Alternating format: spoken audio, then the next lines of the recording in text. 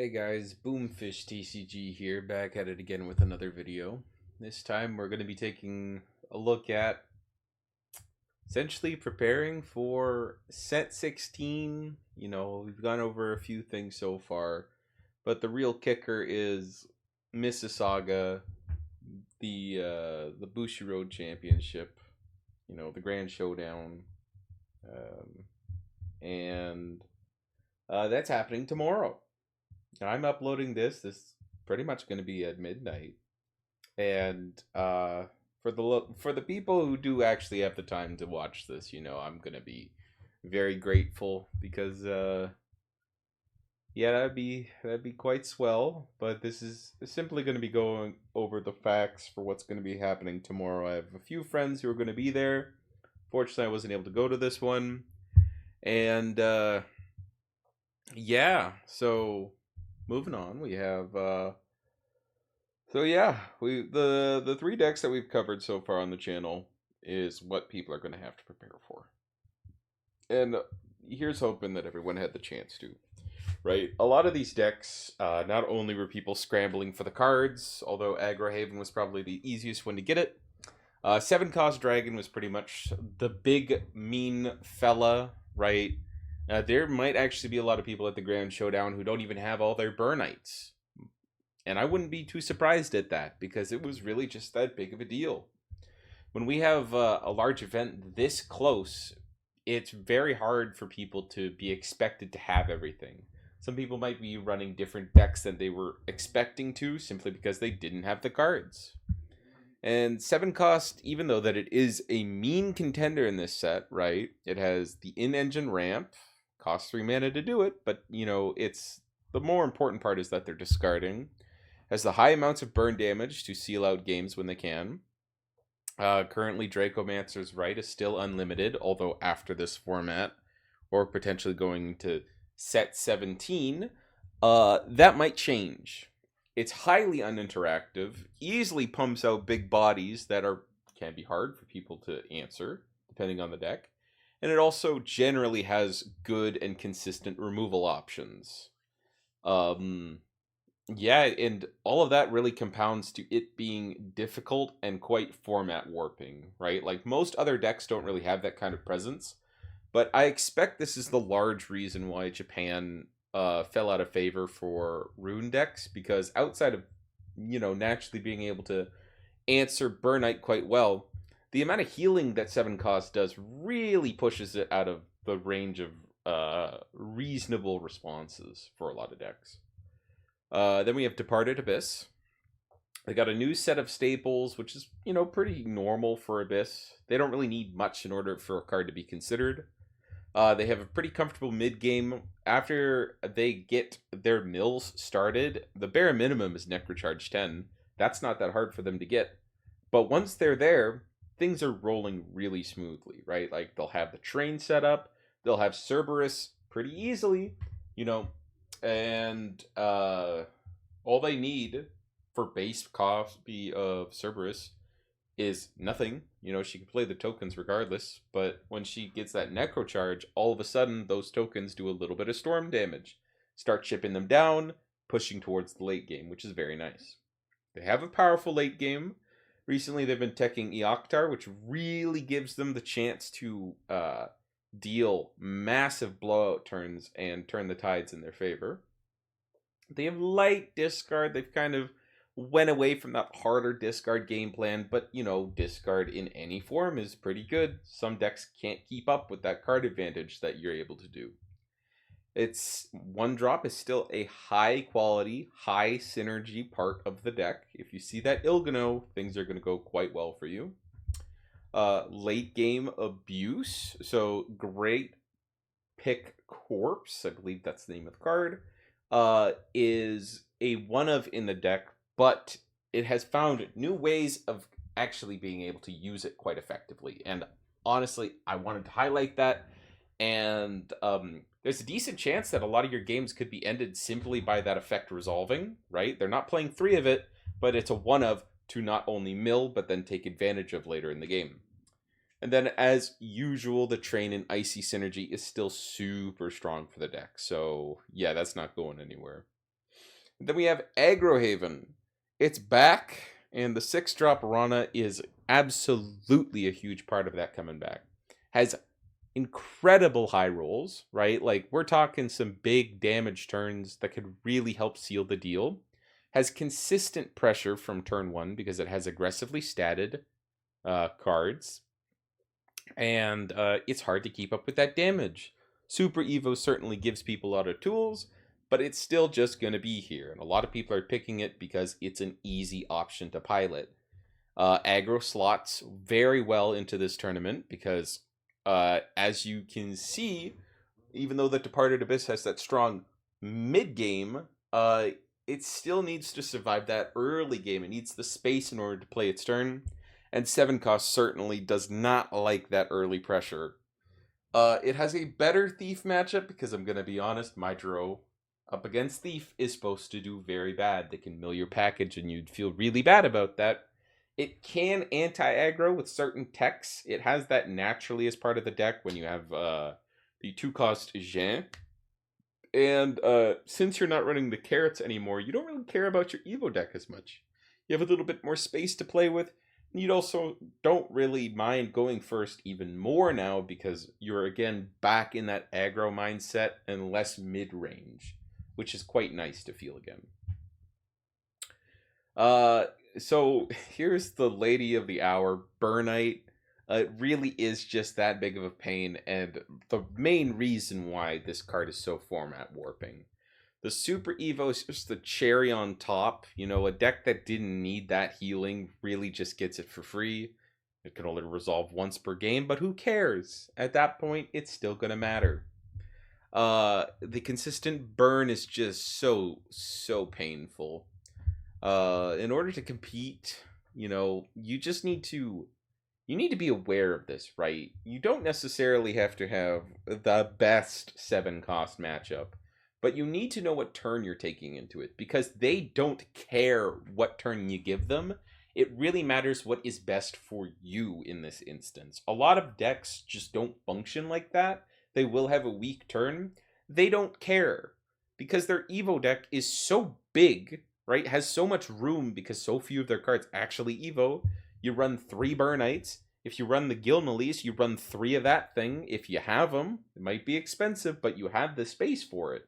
And that's really big. You only play like 1 Forte Evo, so the other 3 cards are really just kind of up in the air, you know? And it does struggle against those aggro decks because it is so, like, I don't even know, it's like such a walking pace kind of deck that, if you just get absolutely run over by those early cards, you don't have quicks to play around that kind of stuff. It's all stuff that's resolving on your own turn or at the end of your turn. And that matters quite a lot. As you can see, right, like it has that good consistency. Is a lot of ways of looking for the 7-cost or higher cards that matter for you. Its comeback plays are good simply because of the life gain you get with like Pumpkin Dragon, and then you also have the Burnite Super Evo, and that's comeback, right? Once you're able to establish your late game plays, you're able to basically brush off that early damage, and immediately you become a problem for your opponent, especially if you get a cheap Burnite going. Power cards, you know, it's basically just a deck filled with them. You're running a huge amount of 7-cost or higher cards simply because you need that synergy. And in a pinch, a lot of them are just plain useful if you needed to summon them. And if you keep doing that, eventually your opponent's not going to be able to deal with all of them. But there are a few of them that just genuinely suck if you have to summon them. So keep that in mind. You have good draw power, especially with Orbed Cancer. I'm going to be real. This crab does so much work for you. It's hard to underestimate it. It's just so nice to be able to discard a 7-cost or higher, draw 2. And in a pinch, sometimes you also get to potentially, quote unquote, draw a 3rd card because the deck has an in-theme Trail of Light, which is quite nice. And then yet again, the healing. And then you have your objectives, you know, establishing the Dracomancer's rights. There's a reason why this card got limited in Japan. And it's because it's so important for your early game. And then on top of that, it's important because it helps range the opponent. If you play up against something that's equally uninteractive as yourself, then those additional 2 damage pings that you're getting each time, and if you end up playing a second one, now it's boosted to 4 potentially per turn. And that's a big problem for your opponent to deal with. And then you can successfully cycle your way through your cards. You have those ways of drawing, you have the synergies based on discarding, and it really helps replace the loss that you might experience. And then, yeah, if you hit them with a turn 5 Burnite, dude, good luck to them.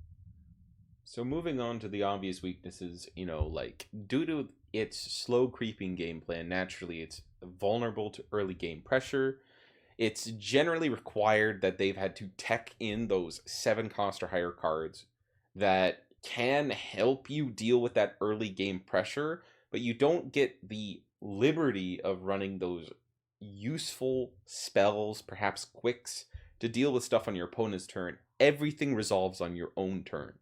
And it's fine when you don't have to deal with something that really pressures you like that, because you've been able to design your deck in a way of abusing those slightly slower mid-range decks, because they aren't able to push enough damage for you to actually be scared. And when you are in those matchups, trust me, you are fine. You are very, very happy. You have a heavy reliance on Orbed Cancer for draw power. If you don't see that, you're struggling. Burnite, if you just straight up don't see that at all, right? Like maybe you just got a bad shuffle, then yeah, you're kind of screwed. But more than anything, it's the Dracomancer's rights. Like, seeing that on turn 3 is just so fantastic. And very hard for your opponent to deal with.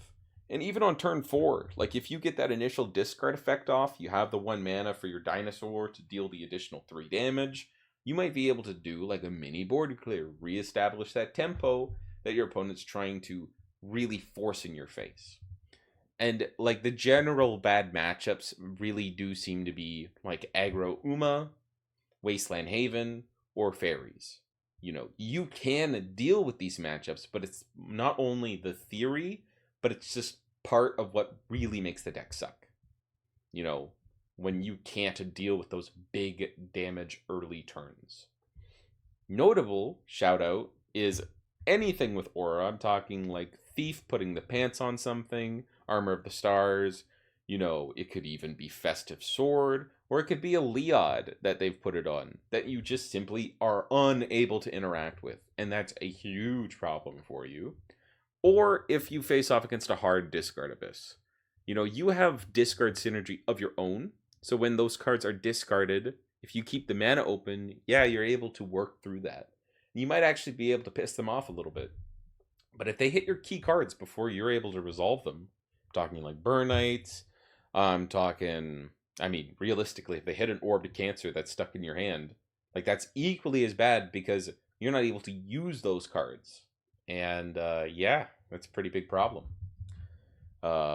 Then we have Aggro Haven. It is much more impactful than it used to be. Simply because now, not only do we have already the Sugar Kiss available, but turn 6 can be so ridiculous for you. Because just imagine pumping out, that's 5 damage if you get like your Revolver Eagle, get your Sugar Kiss going, and on top of that, you get like an Alice to push something back, get your tempo regained, really holding on to that is so ridiculous. The board that you're generating is crazy. You don't lose resources because it's all off of 1 card, and the Alice would draw you a card. Like, the versatility is absolutely amazing. You're finally able to break free from running the Mydro package. That pushed you more to a mid-range kind of gameplay. And with that mid-range kind of gameplay, like, it kind of limited you to, like, your good matchups. You tried to optimize yourself more for what the meta was doing, but Aggro Haven really feels in its own element when it can just ignore what your opponent's doing and just hit them in the face. You know, like generally you have access to up to 7 damage quite easily when Rana's played. Being able to do that through Sugar Kiss and Revolver Eagle. And then on top of that, grabbing another one, which you know that might sound a little bit ridiculous, but that's what this deck does. And off of that, yes, 7 damage. Boom, pow, done. And then with that, you also have access to the board ping effect, which is surprisingly useful. You really shouldn't underestimate how that can positively affect your gameplay, because pinging something that has 5 health down to 4, hitting it with a Haven Fire that can be quite cheap if you, obviously, you should have access to a Sugar Kiss at this point, is really nice. And it can help clean up boards a lot better than you would think, because Sugar Kiss also can give you access, depending on the turn, to things like Alice, push something back, cheap Jean, pop something. That could be quite nice. And if you're in the mirror match, it also is a pretty solid tool. So naturally you have access to strong storm damage. That's pretty much the name and sake of the deck. You have access to good consistency. That's basically what the deck is able to do. Naturally, you don't have access to large draw power. You know, you're not able to directly grab what you need. But when you have access to Lunarian Paladin, Sugar Kiss to check the top 4, all of those things end up being quite impactful. And also when you have Alice and Jean replacing themselves, you know, going 1 for 1, drawing a card when they come out, all of those things add up to a really nice game plan. You obviously have access to good board presence. You know, you're able to vomit out bodies pretty easily in this deck. You're quite versatile. Not to the greatest degree, right? But you're able to deal with a varied amount of boards to the point where either you're able to completely ignore them, or you're able to slightly handle them while dealing damage to your opponent. And all of that adds up to a pretty solid game plan. And obviously for the last quality, naturally my head's cutting it off right now, but it's tempo down here at the bottom. That's exactly what the deck is trying to do. It is able to not only have that board presence, but it's the fact that your board presence translate into early damage. You know, it's 1 into 2. And that is fantastic. That's a really good aspect of the deck. Revolver Eagle genuinely becomes one of the deck's favorite tools and best tools as well. You know, you're able to generate a token that you're probably able to use. You're able to get the storm damage that you need to end the game. And the fact that it's able to do all of those things, all while probably being played for free, is incredible. Your game plan objectives are to see an early 1-drop. Very nice, very important. And generate advantage through powerful Evo effects, which now you have access to more of. You know, you don't have to run the carrots anymore, folks. That means you get to cheek in or push in, let's say, a 3rd Lunarian Paladin Evo that you previously didn't get access to. You know, you have the 2 Rolas, you have the 2 Jans, and now you have space in your extra deck, maybe for a Rivulian Deputy if you're trying to play that. And also, you want to apply enough lethal damage, or enough damage in order to push for lethal on turn 6. That's the ideal. You know, the deck's flexible enough where if that gets pushed back a little bit, that's not the worst. But when it's easy for you, turn 6 is when it's happening. Or earlier. Who knows how good your early game was. And, yeah. Weaknesses, I'm going to be honest, it's incredibly weak to discard strategies. Most of those discard strategies are going to be slow. You know, that's only really Abyss. But you don't have hard ways of, like, let's say, draw 2. That's not in Haven.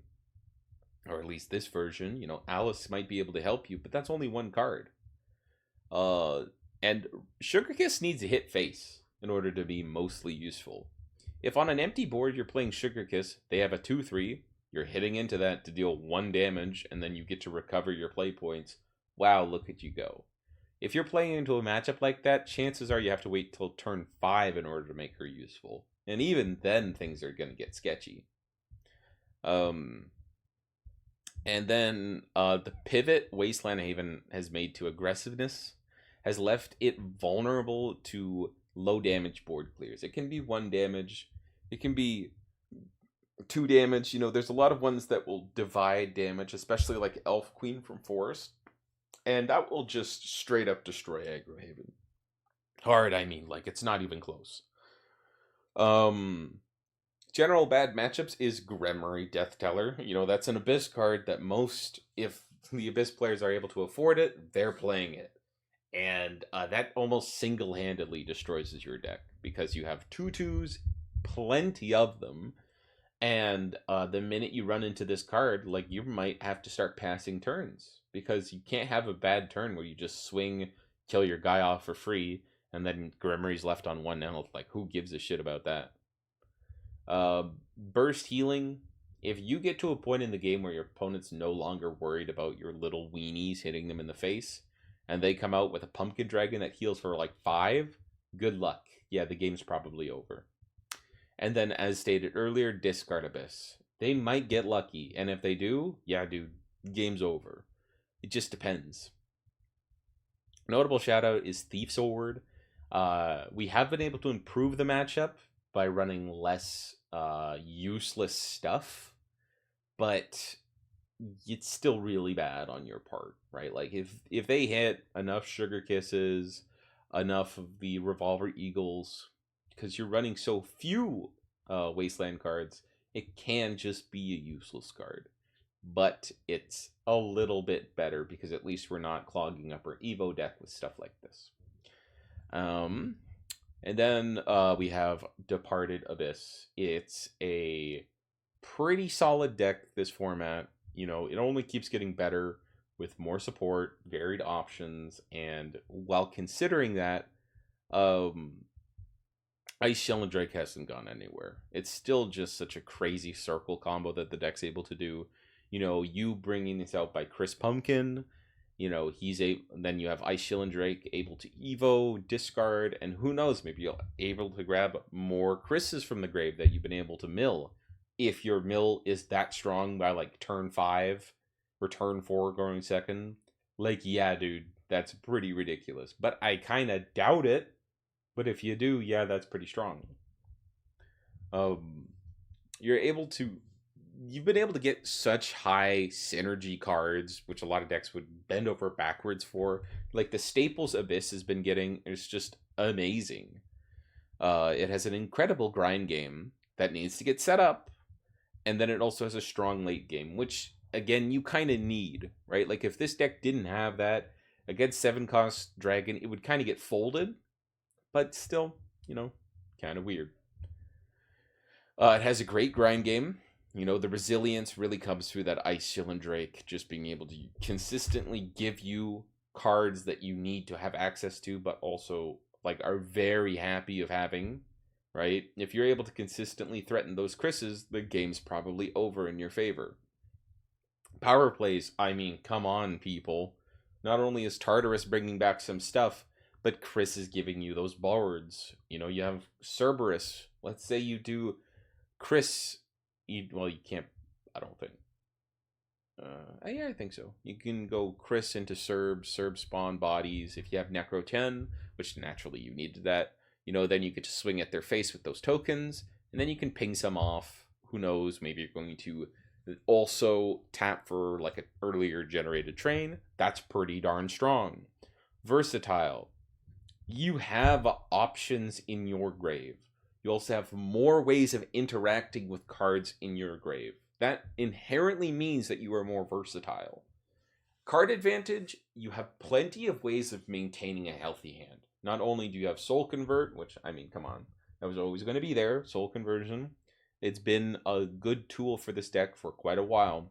But then on top of that, you have the Icy card, like grabbing cards from the grave. Your entire deck isn't dedicated to card advantage, but you still naturally get that, which is quite nice. Gold Rush Ghost is literally a custom card. I mean, like, let's be honest, folks. It's a storm, it can be a ward, and then it also mills too. Yeah, that's pretty good. It does die on your opponent's end phase, but who cares? That means you have Necro Charge available to you. Yeah, that's pretty nice. Early objectives, you want to see that Ilgano. I mean, the deck can struggle without it, and you don't want to really kid around anything. Yeah, it's pretty important. Establishing that Magitrain is also very nice. I don't think you need it as immediately as you previously did, but yes, it's very important because the deck can consistently swarm the board in those like particular ways that then allow this card to successfully resolve, or like, consistently being able to activate that artifact or uh that amulet, sorry, wrong game, is really nice. And then hitting Necrocharge 20, if you can get that before you play that Eoktar from the grave with like Tartarus and all that business, yeah, you're probably going to be able to roll them, but it also feels very satisfying to pull off.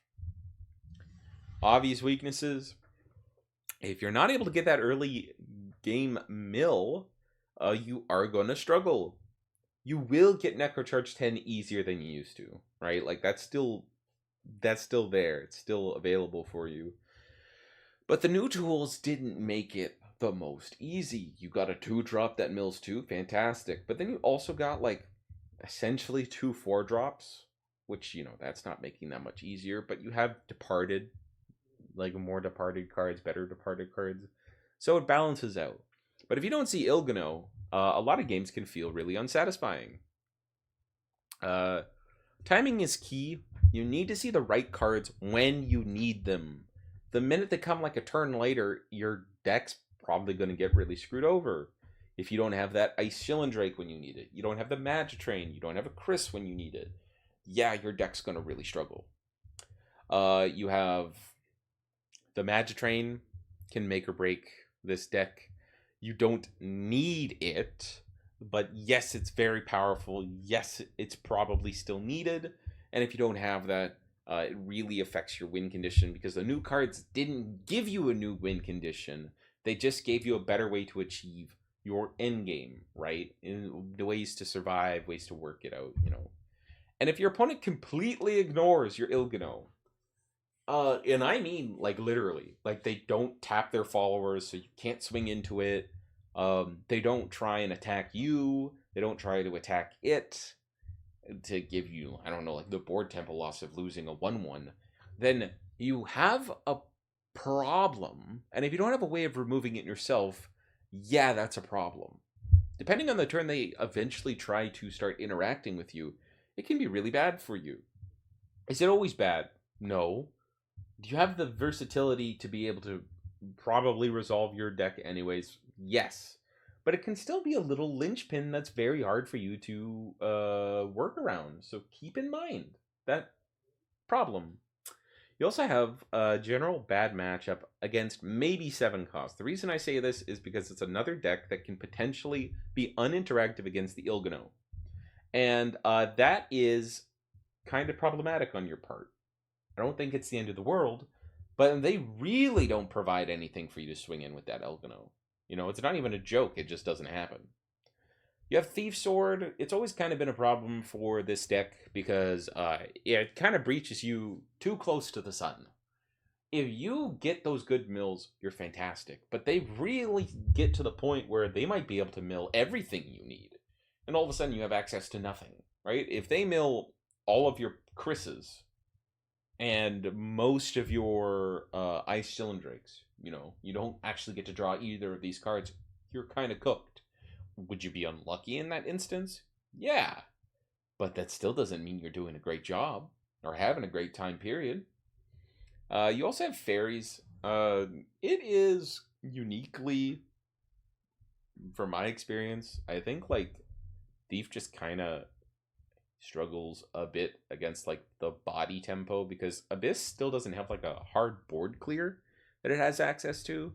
So it doesn't have a way of dealing with those really buffed up tokens that already swung at their face, right? Like they have the way with Mukon to be able to bring stuff out, then they trade, stuff like that, but it can be really bad.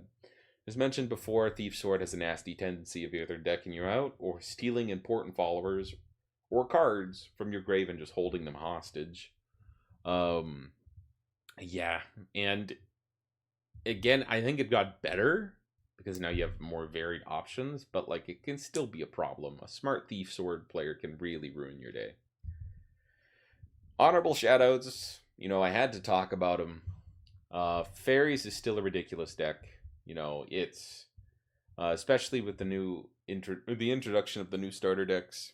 It's really it made it a lot easier to have access to a top deck this format. And not only Abyss, Fairies isn't special, right? Abyss had access to that, but it is it's very nice like that, and it only got better with the access of new 1-drops, right? Like Good Fairy of the Pond, I believe, and then Arya, Lady of the Forest. Just having bodies that do your game plan is quite nice, because that also translates directly into damage. And Good Fairy of the Pond is like a 2/1. That's also quite nice. Thief is still a really popular sword deck. Not only was it fantastic last format, but it's still reflected in the results of Set 16 Japan. They've still found it not only a very popular deck, but I think it did quite well at the same time. And then, as a shout out, just throwing this out there, Bats. Bats is back. That 1-drop, 1-mana 2/2 that puts 2 forest Bats in the EX is not bad at all. Puppets would love that kind of tempo, because it's still a really good body. And not only that, but they kind of swapped over to running, like, let's say, 9 1-drops all of a sudden. Because if you have that ability to swarm out, chances are it does quite well. There was one player who did very well at the large Japanese tournament, and just got to put some respect on his name. It's a very decent deck. It's always had that kind of ability to just be all right. And now you're able to fill a slot where like you have that board buffing really accessed, and it can be quite something. I wouldn't be surprised if someone does well with this. So that's kind of the wrap up of everything. This is my attempt to get this before the tourney starts. I hope everyone from Ottawa does well, and yeah, good luck to everyone. If you're there, you don't see me, sorry. Try and make it out to the next thing, but that's how life goes sometimes. Thank you for checking in on me, taking a look at the video, and I'll see you next time. Peace.